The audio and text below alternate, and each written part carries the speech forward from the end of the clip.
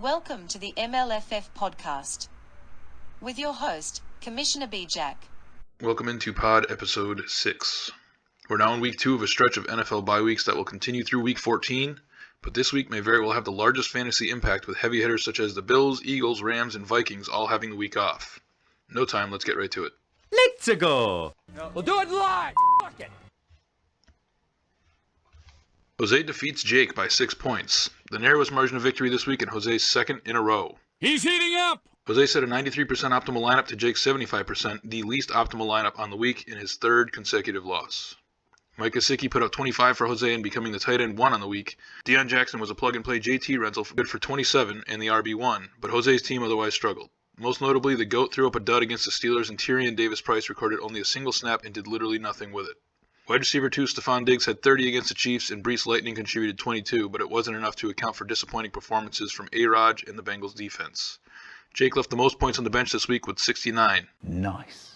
And in spite of that, he also put up the most points in a losing effort. It probably stings that Jake's optimal lineup would have put him out in front by nearly 30, but then again, he plans on quitting the league at the end of the season anyways. Jake would have lost to only 4 other teams this week. Jose climbs 1 spot to 8th place, while Jake falls 2 spots to 9th. Cody defeats Dantos with a 94% optimal lineup to Dantos' 93% for his second loss on the season and snapping his 4-game winning streak. Led once again by tight end 3 Travis Kittle with 18 and a surprise reappearance by Michael Pittman with 24. Cody's 104 points was the least points scored in a win this week, but would have beaten 5 other teams.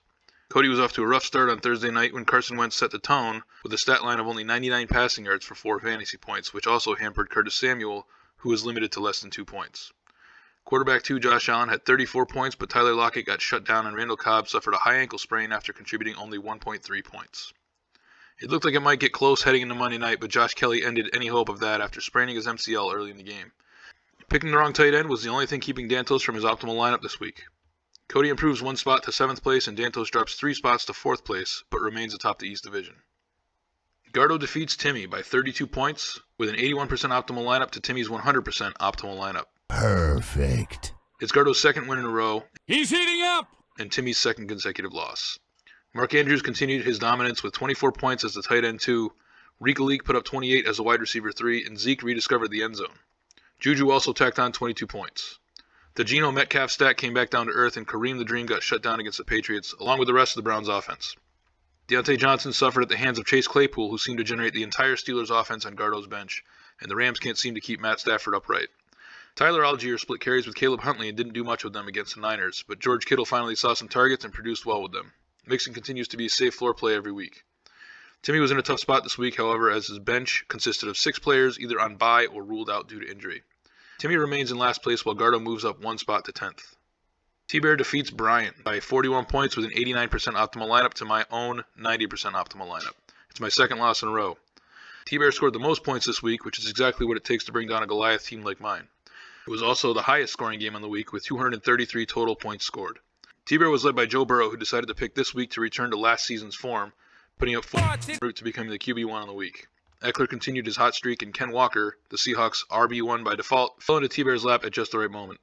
DJ Moore and Dallas Goedert disappointed, but most notably, T-Bear played the Packers defense instead of his high draft capital Buffalo Bills, Pussy. which ended up being the suboptimal play. Quan Burke continues to return dividends, and Bullet Hole Brian looks to have a promising season ahead of him. Jalen Hurts had an off week, quote-unquote, which still landed him as the QB8. Isaiah McKenzie was content just watching the shootout of the game he was in, and Romeo Dobbs disappeared. Cameron Brate suffered a serious back injury and left early, which is exactly what I wish the entire Jags defense could have also done before getting negative 3 points. Fucking assholes.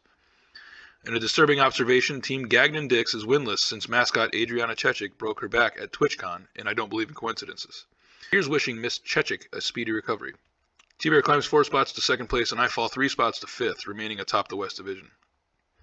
Spencer defeats Ben by 43 points with a 95% optimal lineup to Ben's 77%. The win is Spencer's 4th in a row, and Boom shakalaka! Ben has now lost 5 straight. CEH, Dobbins, and Corey Davis all sucked, but Jamar Chase got back to his wide receiver 1 ways with 31 points, and Leonardo put up 23 as the RB3 on the week. Mahomes added 25 points, and the Vikings defense contributed 14, matching what the Patriots defense contributed for Ben. In the absence of Damian Harris, Ramondre Stevenson ran all over the Browns for 25 fantasy points and settled at RB2 on the week. It wasn't enough to overcome terrible days by Wilson, Duvernay, and the Higbeaver, however, and Justin Herbert especially struggled against the tough Broncos defense. Ben left points on the bench, but it would not have been enough to change the outcome in this one. Ben drops one spot to 11th place, and Spencer climbs from 3rd to 1st place. I'm the captain now. And retains the lead in the North Division.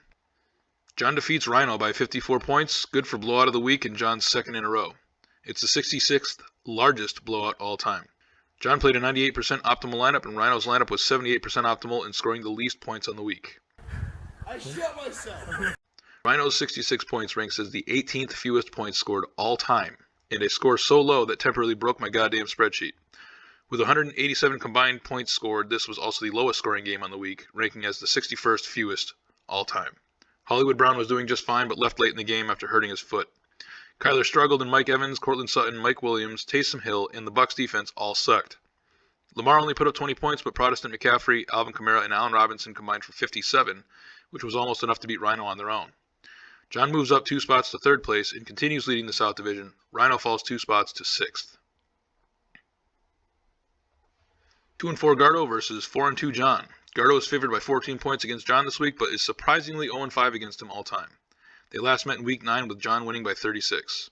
This projection will tighten up once John subs out A-Rob, who's on bye this week. 4-2 Dantos versus 1-5 Timmy. Dantos is favored by 13, but this is another margin that will narrow once Timmy subs out the Rams.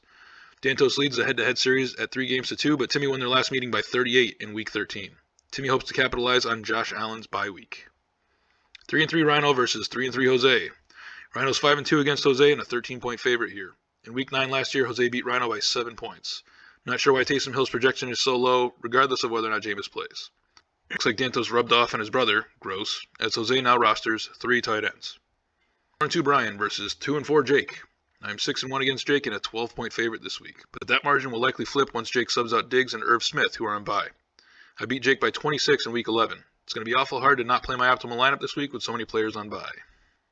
4-2 T-Bear versus 5-1 Spencer. T-Bear is favored by 11 and also leads the head-to-head series at 4 wins to 3. He won their last meeting by 12 in Week 6 last year.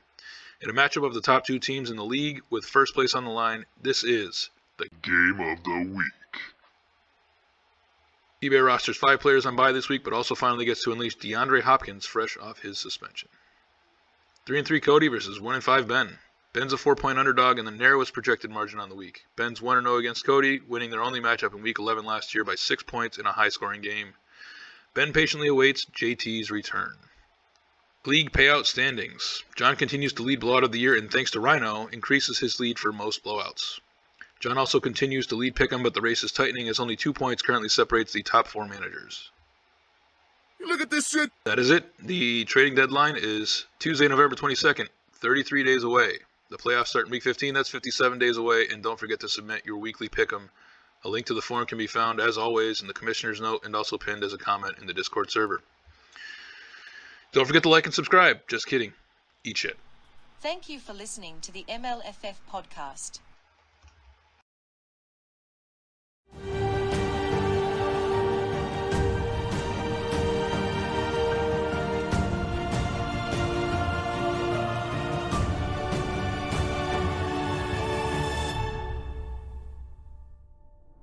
Do it live!